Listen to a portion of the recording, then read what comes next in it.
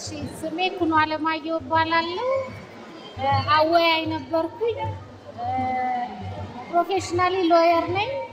አዲስ አበባ ከተማ ፍርድ ቤት ዳኛ ነኝ። ያው ስጀምር ብዙ ያን ያህል የገፋ አልነበረም። በፕሮሰስ ውስጥ ጊዜ ያው እርግዝናዬም እየገፋ መጥቷል።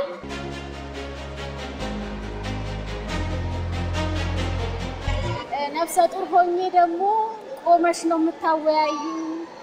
ረጅም ሰዓት መቆም አለ፣ ረጅም ሰዓት ማውራት አለ።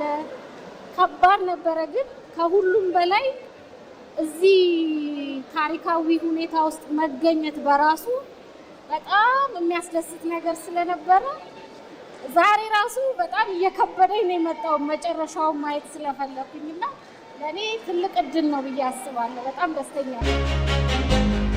9 ወር ከ1 ሳምንት ኦልሞስት ኔክስት ዊክ ሞልድ ሰው ነው። ለሁሉም ለመላው ኢትዮጵያ ሕዝብ እንኳን ደስ ያላችሁ። ለኛ አዲስ ታሪክ ነው።